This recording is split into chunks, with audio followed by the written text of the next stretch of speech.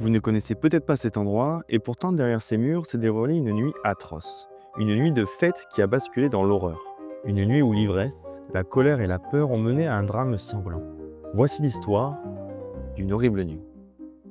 On est le 31 décembre 1902, pendant qu'en France, les familles s'apprêtent à célébrer le réveillon.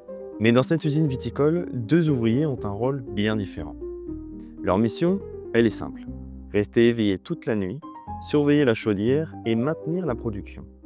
Ces deux hommes, ce sont Victor, 43 ans, un père de famille de 9 enfants, et Jules, 25 ans, un jeune ouvrier. Tous deux savent que cette nuit va être très longue, mais ils n'ont pas l'intention de la passer sobre. Mais au lieu de faire leur mission, ils vont transformer leur garde en faisant le réveillon. Pain, fromage, charcuterie et surtout de l'alcool. Beaucoup d'alcool. Mais vers minuit, un événement inattendu survient. Un homme pénètre dans l'usine en escaladant. Il s'agit d'un jeune épicier sans emploi. Mais que fait-il? Qui est-ce? Au lieu de se poser toutes ces questions et l'expulser, les deux jeunes ouvriers, sous l'effet de l'ivresse, vont prendre une décision fatale. Mais pourquoi pas l'inviter à notre petite fête? Alors, c'est ce qu'ils font. La nuit se poursuit donc à 3. Les bouteilles s'enchaînent, les rires fusent et peu à peu, l'ambiance se transforme. L'alcool fait tomber les barrières, mais il prépare aussi la tragédie. À 5h12 précise, la situation bascule.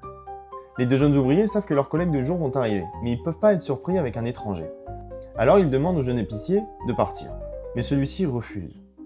Et il leur répond même qu'entre gens bien élevés, on ne peut pas virer un convive à cette heure matinale. Victor et Jules, surpris de la réponse, et s'énervent. L'épicier sort alors un revolver et tire. Atteint Victor à la cuisse. Jules, pris de panique, saisit une barre de fer et frappe l'intrus à plusieurs reprises. Le jeune homme s'effondre, le crâne fendu, inerte. Il ne respire plus. Un silence. Seuls les battements précipités des deux ouvriers résonnent.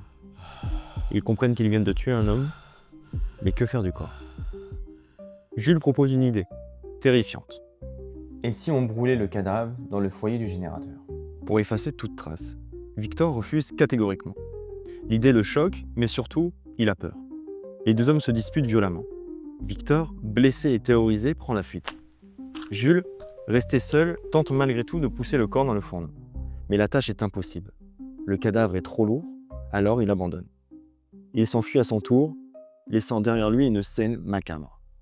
À 6h, les ouvriers du jour prennent leur service. Ce qu'ils découvrent leur glace le sang. Dans la chambre du générateur, un homme gît au sol. La tête est engagée dans le foyer, partiellement carbonisée. Le visage est méconnaissable. À peine le soleil levé, l'odeur de la chair brûlée, le silence lourd de l'usine, tout laisse une impression d'horreur. Aussitôt, le commissaire de police est averti. Il arrive, avec lui l'inspecteur principal et même le juge d'instruction. Tous se rendent sur place dès la première heure du matin. Victor explique tout. L'arrivée de l'épicier, la dispute, le tir du revolver, la riposte et la tentative de brûler le corps.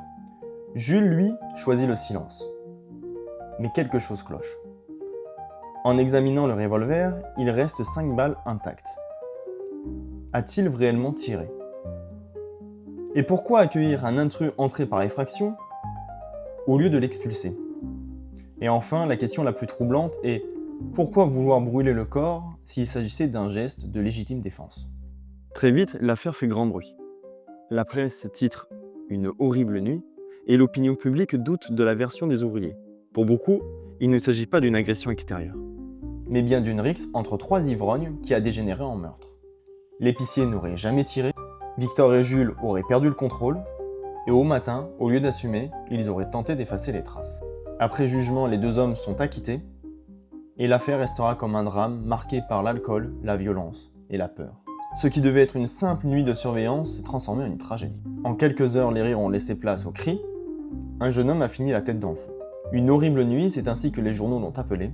Une chose est certaine, c'est que cette nuit du réveillon restera à jamais marquée comme l'une des plus sombres histoires locales.